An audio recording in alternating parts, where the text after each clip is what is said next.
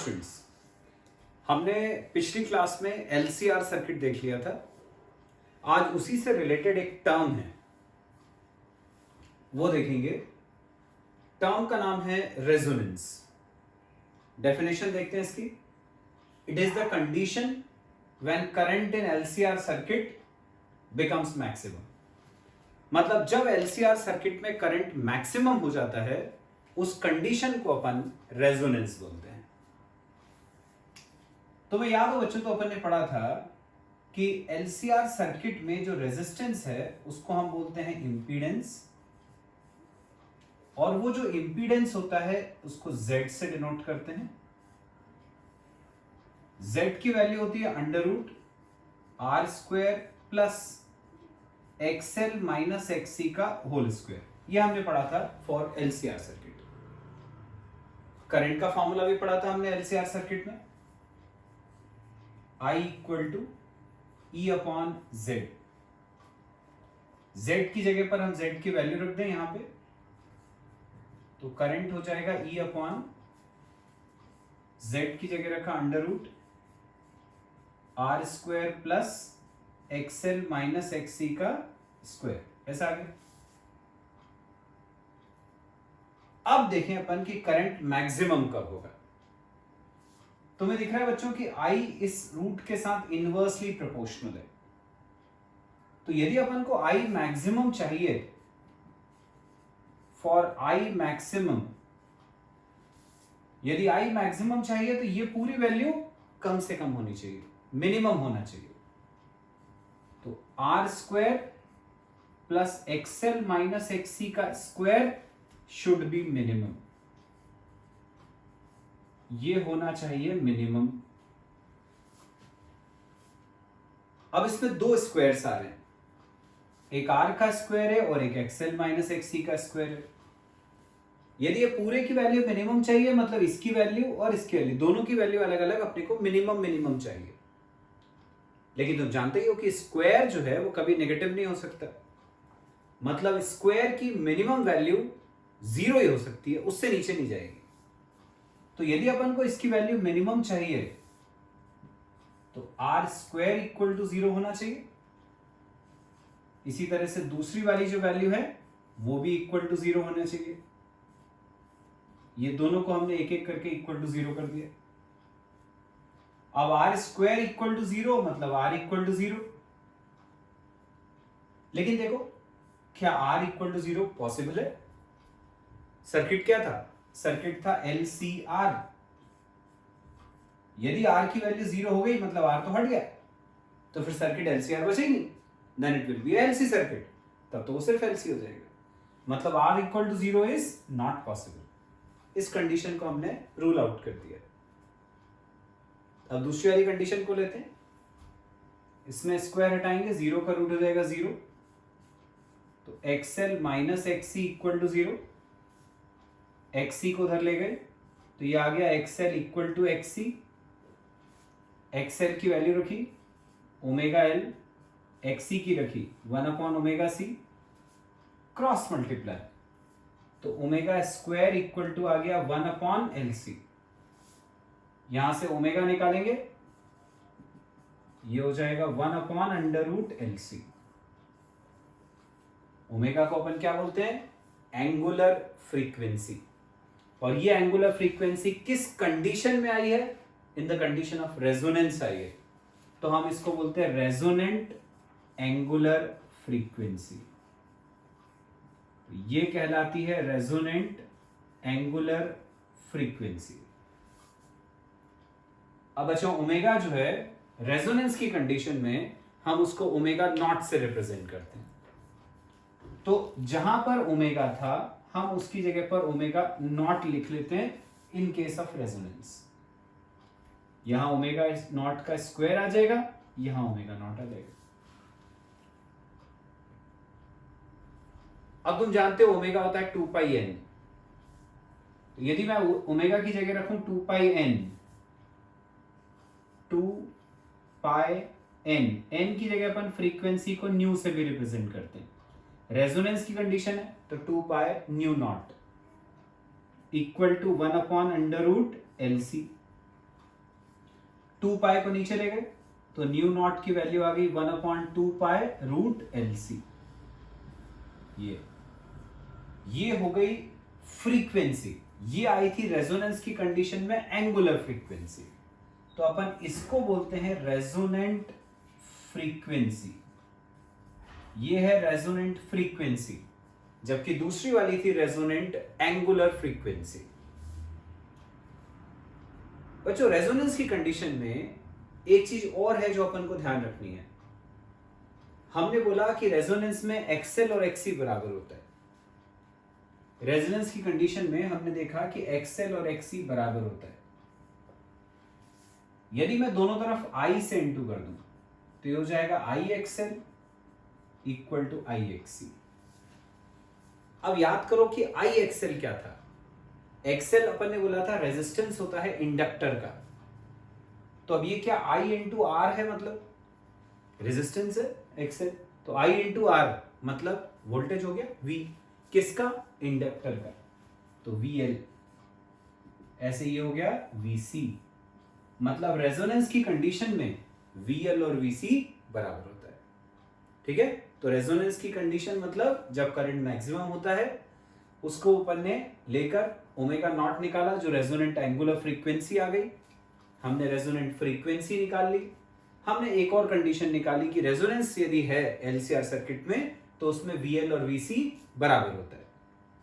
यदि अपन रेजोनेंस की कंडीशन में करंट देखें कितना है, आई, तो आई अपन ने देखा था इतना था, लेकिन हमने बोला रेजोनेंस में एक्सएल माइनस एक्सी की वैल्यू 0 होती है। इसको हटा देता हूं क्योंकि ये 0 हो गया, ये गया, ये 0 हो नहीं सकता था, नहीं तो वो एलसीआर सर्किट एलसीआर रह नहीं जाता। तो बचा क्या, I equal to E upon under root R square, R square का रूट आर, तो आई की वैल्यू क्या हो गई, ई अपॉन आर। तो रेजोनेंस की कंडीशन में करंट होता है ई अपॉन आर। ये रेजोनेंस की कंडीशन में करंट, ये फ्रीक्वेंसी, ये एंगुलर फ्रीक्वेंसी, और वो इंडक्टर और कैपेसिटर के वोल्टेज के बीच में रिलेशन आ गया। अब बच्चों रेजोनेंस से रिलेटेड एक टर्म है क्यू फैक्टर। डेफिनेशन देखते हैं। It is the ratio of voltage across inductor और capacitor and voltage across resistor in the condition of resonance. मतलब जब रेजोनेंस की कंडीशन आ चुकी है, जब सर्किट के अंदर करंट मैक्सिमम हो चुका है, जब एक्सएल और एक्सी बराबर हो गया है, जब वीएल और वीसी बराबर हो गया है, उस कंडीशन में इंडक्टर के वोल्टेज या कैपेसिटर के वोल्टेज और रेजिस्टर के वोल्टेज का जो रेशियो है उसको हम बोलते हैं क्यू फैक्टर। तो अपन इसका फॉर्मूला डेफिनेशन के अकॉर्डिंग लिखें तो वोल्टेज अक्रॉस इंडक्टर मतलब वीएल और वोल्टेज अक्रॉस कैपेसिटर, ये हो गया ऊपर। अब इसका रेशियो लेना है किसके साथ, and voltage across resistor, voltage across resistor ये वी आर। किस कंडीशन में, in the condition of resonance. ये एट रेजोनेंस, मतलब क्यू फैक्टर जो है वो सिर्फ रेजोनेंस की कंडीशन में ही निकाला जाता है। वीएल या वीसी क्यों लिखा है, क्योंकि मैंने अभी तुम्हें बताया रेजोनेंस की कंडीशन में वीएल और वीसी बराबर होता है, तो तुम दोनों में से किसी को भी ले सकते हो। मान लो मैं वीएल ले लेता हूं, तो क्यू की वैल्यू होगी वीएल, नीचे है वीआर। अब वीएल की जगह वीएल का फॉर्मूला, वीएल होता है आई एक्सएल, वीआर होता है आई आर, आई से आई कट गए, तो क्यू की वैल्यू आ गई एक्सएल अपॉन आर। पर बच्चों अपन पढ़ चुके हैं कि एक्सएल क्या होता है, एक्सएल होता है ओमेगा इंटू एल। लेकिन रेजोनेंस की कंडीशन में हम ओमेगा नहीं लिखते, हम ओमेगा नॉट लिखते हैं। तो जहां पर एक्सएल आ रहा है अपन उसकी जगह ओमेगा नॉट एल लिख सकते हैं। तो एक्सएल की जगह रखा ओमेगा नॉट एल, नीचे आर ऐसे ही है। अब ओमेगा नॉट की वैल्यू अपन ने भी पढ़ा था, resonant angular frequency omega naught 1/√LC आई थी वैल्यू, इसको हम ओमेगा नॉट की जगह रख देते हैं, तो ये आ गया 1/√LC, इंटू में है L/R। अब इसको अपन कैसे लिख सकते हैं, ये जो 1/R है उसको यहां सामने लिखा, ये जो L है इसको मैं लिख सकता हूं √L², नीचे है √LC, उसको ऐसे ही रहने दिया। अब इस पूरे को एक ही रूट में लिख लिया, ये हो जाएगा 1/R √L²/LC, ऐसा आ जाएगा। L से ये स्क्वायर कट गया, तो क्या आ गई Q की वैल्यू, Q की वैल्यू आ गई 1/R √L/C। ये आ गया Q फैक्टर का फॉर्मूला। आगे बच्चों समझ में? तो ये जो रेशियो अपन ने निकाला इसको हम बोलते हैं Q फैक्टर, क्योंकि तुम्हें दिख रहा है कि ये दो वोल्टेजेस का रेशियो है VL और VR का, इसलिए इसकी कोई यूनिट नहीं होती। आगे समझ में? अब बच्चों एसी सर्किट्स में एक बहुत इंपॉर्टेंट टर्म है, वो है पावर इन एसी सर्किट। उसका डेरिवेशन है जो अपन को करना है। पावर का फॉर्मूला तुम इलेक्ट्रिसिटी में पहले भी पढ़ चुके हो। पावर होता है voltage into current, V into I. मान लिया अपन ने कि जो ऑल्टरनेटिंग ईएमएफ दिया अपन ने, जो सप्लाई दी है, वो है E = E0 sin omega T. Current मान लिया अपन ने कि वोल्टेज से 5 डिग्री लीड कर रहा है। जब लीड करता है तो अपन ने पढ़ा है कि उसका एंगल जो है वो इससे ज्यादा होता है। जैसे मान लिया 5 डिग्री लीड कर रहा है तो करंट का एंगल ओमेगा टी +5 हो जाएगा। लैग करता है, यदि पीछे होता तो ओमेगा टी -5। तो करंट को अपन ने मान लिया I = I0 sin omega T +5, मतलब वो इससे 5 डिग्री लीड कर रहा है। अब निकाला हमने पावर, वोल्टेज इंटू करंट, ये E की वैल्यू रखी, I की जगह ये I की वैल्यू अपन ने सब्स्टिट्यूट कर दी। ठीक है, यहां तक आ गए। अब क्या करेंगे, E0 I0 को साथ में लिख लिया, ये साइन ओमेगा टी, इसको ऐसे ही रहने दिया, ये साइन ओमेगा टी +5, इसको ऐसे ही रहने दिया। अब क्या हो गया, ये E0 I0 sign omega t, यहां पर साइन A + B का फॉर्मूला ट्रिग्नोमेट्री वाला, sine A + B sine A cos B plus cos A sine B। ये हमने साइन A + B का फॉर्मूला लगा दिया। अब ये जो साइन ओमेगा टी बाहर है, इसको अंदर ले जाके इससे और उससे दोनों से मल्टीप्लाई करते हैं, तो पावर हो गया E0 I0 sign omega T अंदर गया, तो ये हो गया sine square omega t cos 5 plus, अब ये साइन ओमेगा टी इससे मल्टीप्लाई हुआ, तो ये हो गया sine omega t cos omega t sine 5, ऐसा आ गया। अब यहां और यहां ट्रिग्नोमेट्री के दो फॉर्मूले, एक फॉर्मूला साइन स्क्वायर थीटा का, साइन स्क्वायर थीटा का मैथमेटिक्स का ट्रिग्नोमेट्री का फॉर्मूला है 1 - cos 2 थीटा बाई 2, ये साइन स्क्वायर थीटा का फॉर्मूला है। ऐसे ही साइन थीटा कॉस थीटा को हम लिख सकते हैं ट्रिग्नोमेट्री से साइन 2 थीटा बाई 2। तो हमने पढ़ा साइन 2 थीटा होता है 2 साइन थीटा कॉस थीटा, मैंने 2 को नीचे ले लिया। ये दो फॉर्मूले मेरे को लगाने हैं, एक यहां पे एक यहां पे। तो पावर हो गया E0 I0 sign square omega T की जगह साइन स्क्वायर थीटा वाला ये फॉर्मूला 1 - cos 2 थीटा, थीटा की जगह ओमेगा 2 ओमेगा टी अपॉन में 2, ये हमने साइन स्क्वायर ओमेगा टी की जगह रखा, इनटू में है कॉस फाई प्लस यहां साइन थीटा कॉस थीटा का फॉर्मूला ये वाला, sine 2 theta by 2, sine 2 theta मतलब 2 ओमेगा टी बाय 2, ये वाला साइन फाई ये जैसा था इसको ऐसे ही रहने दिया, ये अपॉन में से 2 बाहर आ गया, तो ये आ गया E not I not by 2, इस कॉस फाई को अंदर मल्टीप्लाई करा तो 1 इंटू कॉस फाई माइनस इससे मल्टीप्लाई हुआ, ये हो गया cos 2 omega t cos phi plus sine 2 omega t sine phi, ऐसा आ गया। अब बच्चों तुम जानते हो कि पावर जो है ये होता है वर्क अपॉन टाइम, पावर होता है वर्क अपॉन टाइम। यदि अपन मान लें कि जो एसी की साइकिल होती है ये, उसका एक छोटा सा इंटरवल लिया अपन, छोटा सा टाइम इंटरवल dt, उसमें किया गया छोटा सा वर्क होगा dw,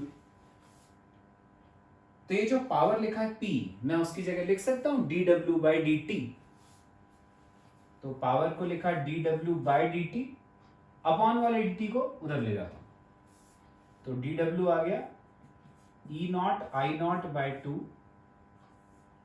ये cos phi minus cos 2 omega t cos phi, ये सब ऐसे ही रहेगा, प्लस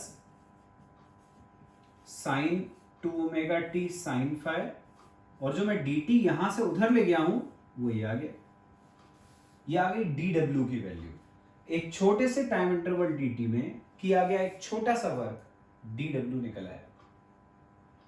लेकिन मेरे को वर्क निकालना है एसी की कंप्लीट साइकिल में, ये पूरी कंप्लीट साइकिल में, पूरी कंप्लीट साइकिल का जो टाइम है उसको अपन बोलते हैं टाइम पीरियड, तो मुझे पूरे टाइम पीरियड में किया गया वर्क निकालना है।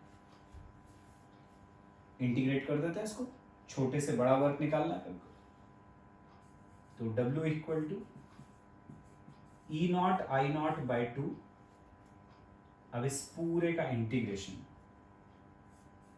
Cos phi minus cos 2 omega t cos phi plus sine 2 omega t sine phi, limit पूरी कंप्लीट साइकिल कवर करनी थी तो 0 से t,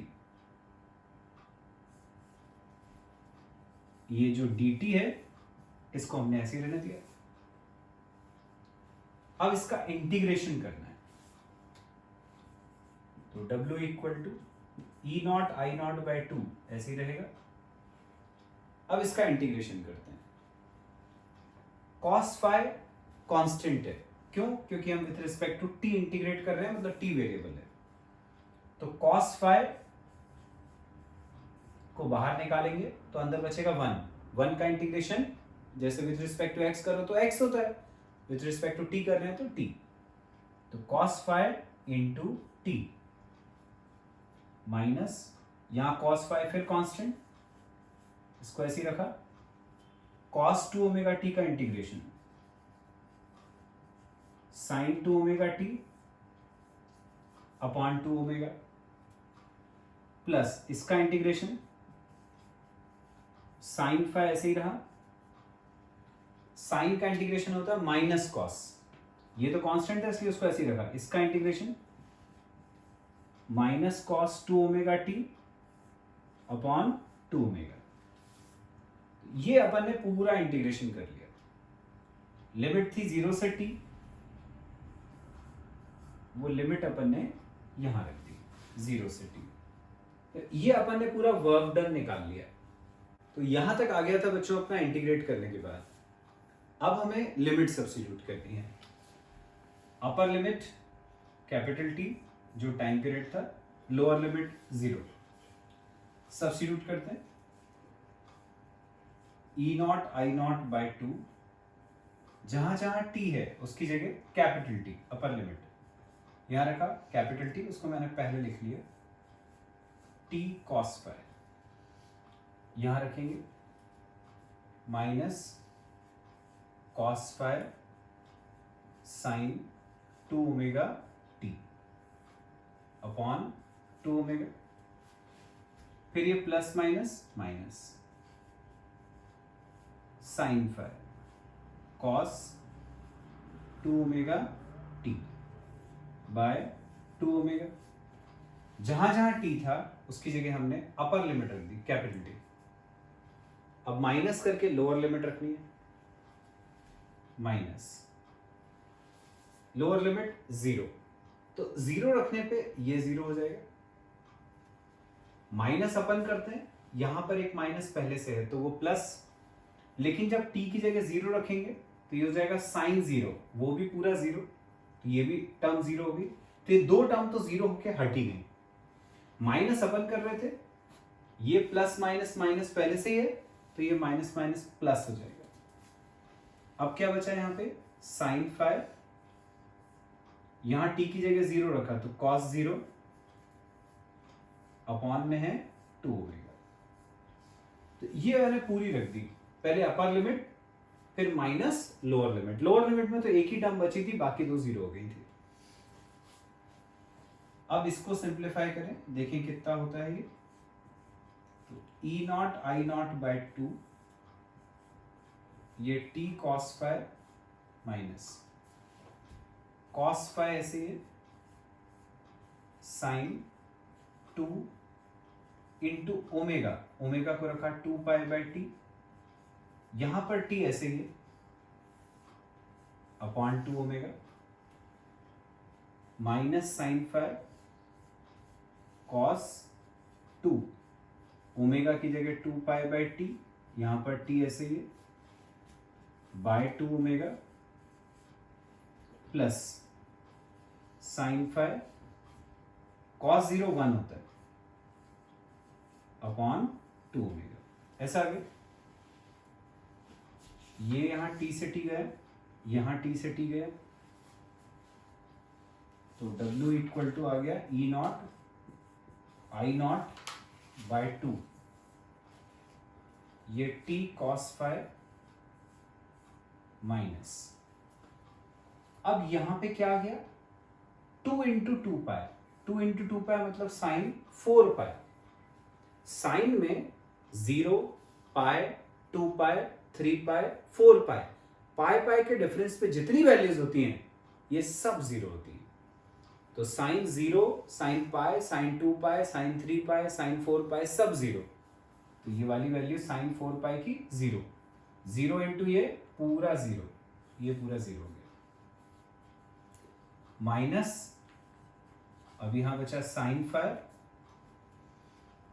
कॉस के साथ कितना आ गया 2 इंटू 2 पाई कॉस 4 पाई, अब कॉस 4 पाई की वैल्यू देखें कितनी होती है, तो कॉस 0 1 होता है, कॉस पाई माइनस 1 होता है, कॉस 2 पाई प्लस 1 होता है, मतलब इसमें पाई पाई के डिफरेंस पे वैल्यू ऑल्टरनेट चलती है, प्लस माइनस ऐसे, तो कॉस 2 पाई प्लस 1 है, कॉस 3 पाई माइनस 1 होगा, कॉस 4 पाई प्लस 1 हो जाएगा, ऑल्टरनेट चलता है, तो ये कॉस 4 पाई की वैल्यू प्लस 1, तो 1 इंटू साइन फाई, तो ये हो गया माइनस साइन फाई अपॉन में 2 ओमेगा, ये वाली वैल्यू लिख ली मैंने यहां पे, प्लस लास्ट वाली plus sine phi upon 2 omega, ये एज इट इज रखती है। अब तुम्हें दिख रहा है ये माइनस और ये प्लस वाली टर्म कैंसिल, ये कटिए,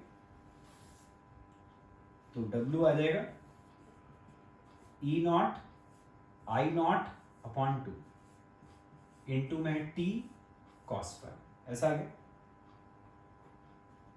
अब ये जो t यहां पर दिख रहा है इसको अपन यहां नीचे ले जाते हैं W की, तो W upon T equal to क्या बचा E not I not upon 2 cos phi, मतलब half E not I not cos phi, ऐसा आ गया। अब W बाई टी सोचो क्या है, W है वर्क, T है time, work upon time power, और क्योंकि कैपिटल T का मतलब होता है टाइम पीरियड, मतलब one complete cycle of AC, तो एक कंप्लीट साइकिल ऑफ एसी में किया गया पावर कंज्यूम्ड इतना होता है। तो ये वर्क अपॉन टाइम की जगह हमने रख दिया पावर, तो पावर का फॉर्मूला बन गया half E not I not cos phi. ये पावर का बहुत इंपॉर्टेंट फॉर्मूला था जो हमने डिराइव कर लिया। इसमें बच्चों ये जो टर्म आती है कॉस फाई, इसको हम बोलते हैं पावर फैक्टर। कॉस फाई को कहा जाता है पावर फैक्टर। सेम फॉर्मूले को हम एक और तरीके से लिख सकते हैं।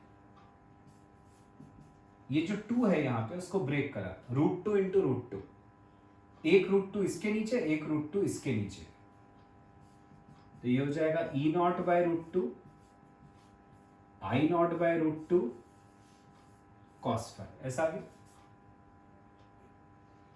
अब ये जो टर्म है ई नॉट बाय √2 हमने शुरू में ही पढ़ा था, इसको अपन बोलते हैं ईवी, वर्चुअल वैल्यू का फॉर्मूला पढ़ा था। ईवी हमने पढ़ा था ई नॉट बाय √2 होता है, ईवी या ERMS एक ही चीज होती है, अपन ने शुरू में पढ़ लिया था।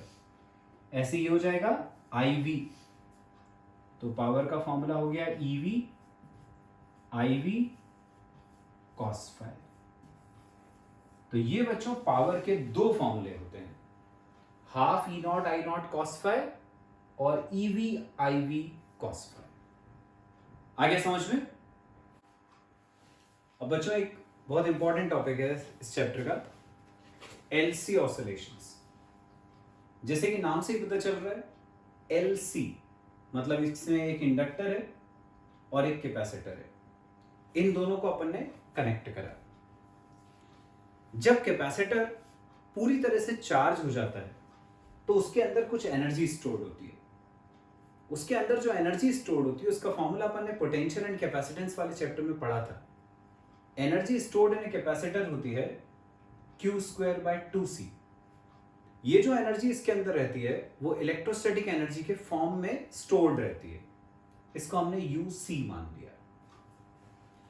जब इंडक्टर में किसी कॉइल में करंट I फ्लो करता है और कॉइल का सेल्फ इंडक्टेंस L होता है, तो इंडक्टर के अंदर जो एनर्जी स्टोर्ड होती है उसका फॉर्मूला हमने इलेक्ट्रोमैग्नेटिक इंडक्शन में पढ़ा था, वो होता है हाफ LI²।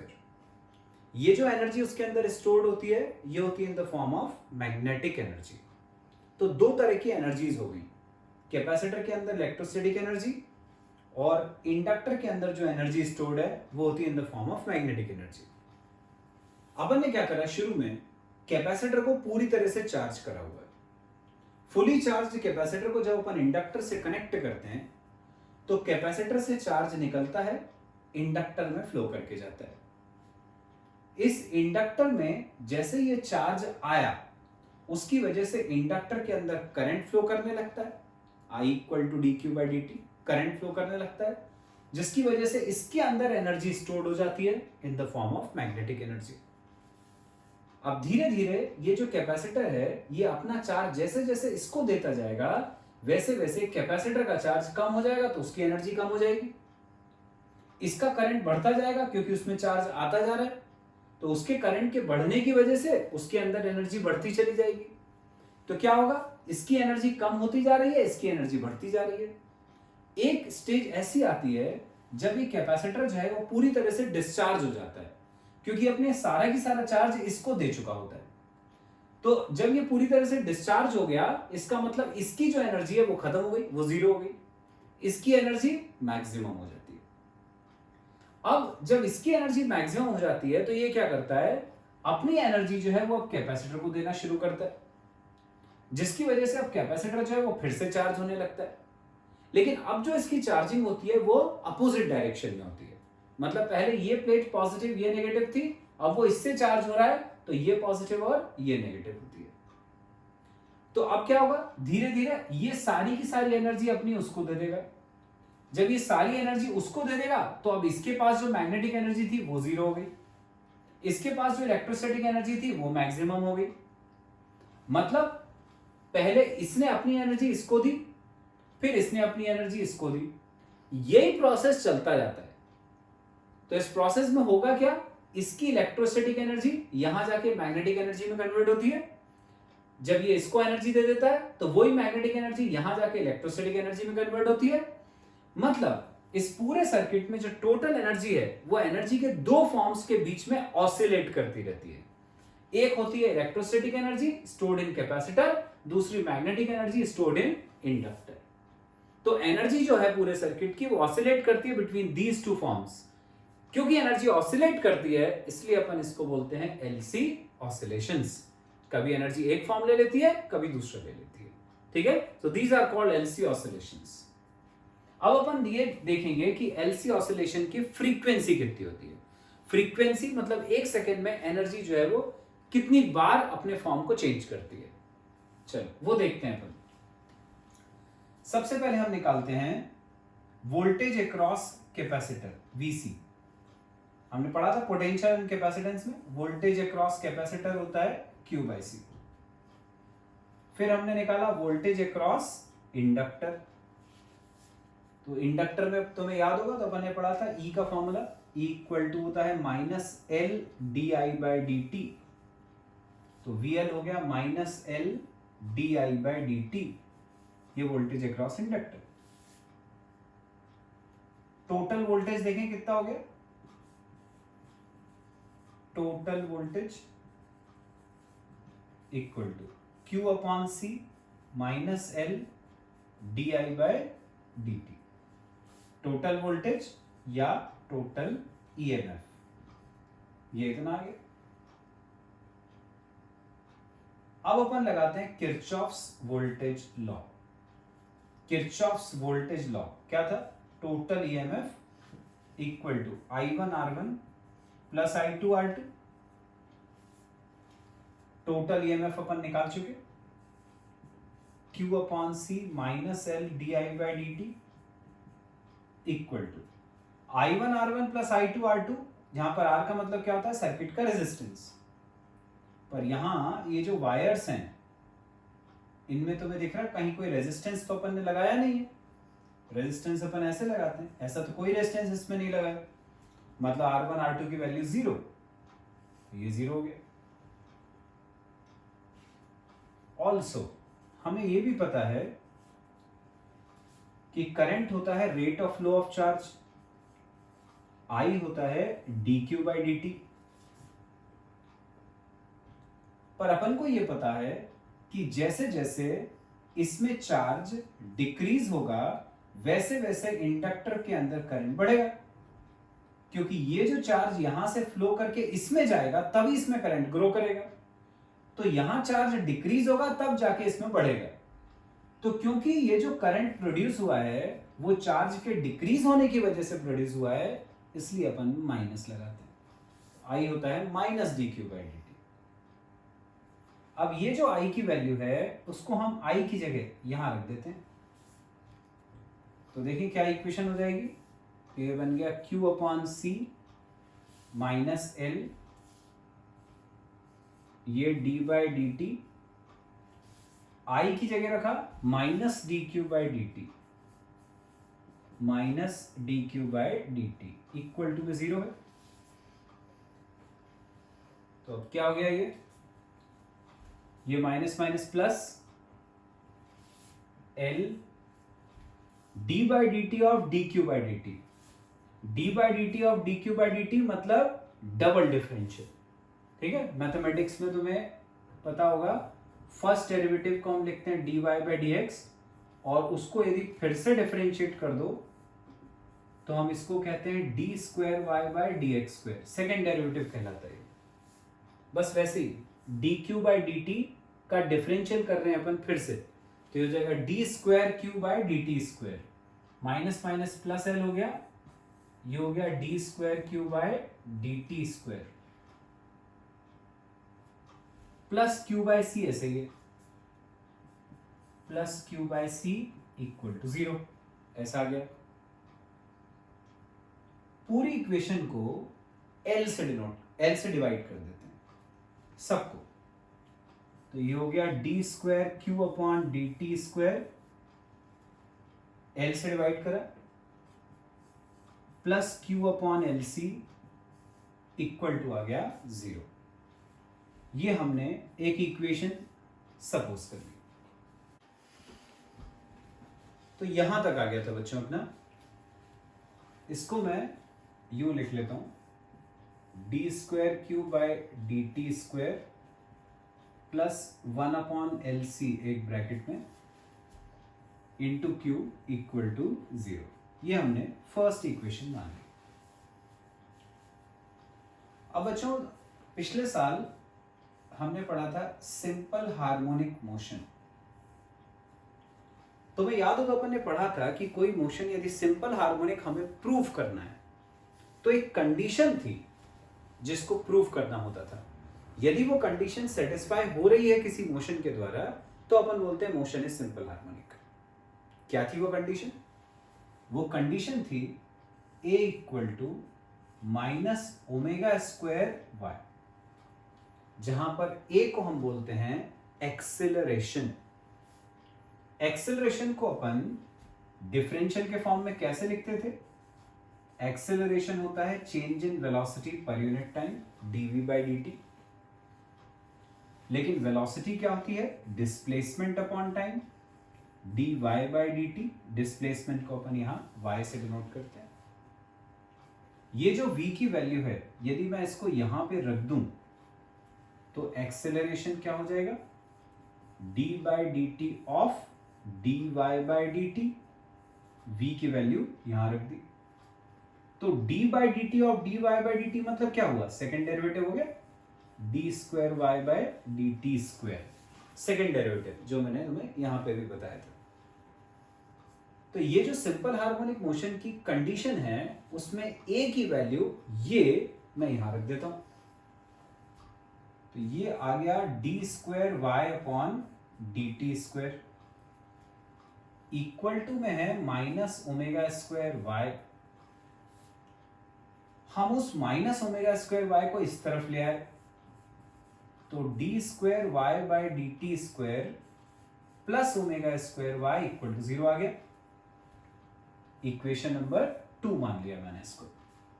ये वाली कंडीशन अपन ने कहां से बनाई? From simple harmonic motion. ये अब देखो जो फर्स्ट वाली इक्वेशन थी उसको मैं इसके नीचे लिखूंगा तो देखना दोनों इक्वेशन एक जैसी हैं। वो है d square Q by D T square plus 1 upon L C into q equal to 0। ये अपनी फर्स्ट इक्वेशन थी, ये सेकेंड है। इसमें मैं ओमेगा स्क्वायर को ऐसे ब्रैकेट में कर लूं तो अब तुम देखो दोनों इक्वेशन एक जैसी हैं। y की जगह पर q आ रहा है, यहां पर भी y की जगह q आ रहा है, यहां पर भी। ठीक है, तो इससे अपन को पता चलता है कि क्योंकि अपना LC जो सर्किट की कंडीशन आई थी वो सिंपल हार्मोनिक मोशन की कंडीशन के समान आई है। इसका मतलब कि हमारे LC सर्किट के अंदर सिंपल हार्मोनिक मोशन हो रहा है। सिंपल हार्मोनिक मोशन हो रहा है, कौन ऑसिलेट कर रहा है उसमें? एनर्जी ऑसिलेट कर रही है between two forms, electrostatic energy and magnetic energy. तो एनर्जी जो है वो ऑसिलेट करती है दोनों के बीच में, वो एग्जीक्यूट करती है सिंपल हार्मोनिक मोशन। ठीक है, अब दोनों इक्वेशन को कंपेयर करें तो y की जगह पर तो q हो गया, ओमेगा स्क्वायर की जगह पर आ रहा है 1 अपॉन एल सी। तो दोनों को कंपेयर करने पर ओमेगा स्क्वायर की वैल्यू हो गई 1 अपॉन एल सी। अब यहां से स्क्वायर हटाया तो वो इधर जाके रूट हो जाएगा, तो ओमेगा की वैल्यू हो गई 1 upon under root L C. Omega क्या होता है? ओमेगा होता है 2 पाई एन, तो 2 पाई एन की वैल्यू आ गई 1 upon under root L C. 2 pi को नीचे ले जाएंगे तो एन आ गया 1 upon 2 pi under root L C. ये एन की वैल्यू निकल आई। एन मतलब फ्रीक्वेंसी। तो ये जो n है ये होता है फ्रीक्वेंसी ऑफ ऑसिलेशन। तो ये हमको पता चल गया कि एलसी सर्किट में जो एनर्जी के ऑसिलेशंस हो रहे थे उसकी फ्रीक्वेंसी इतनी होती है।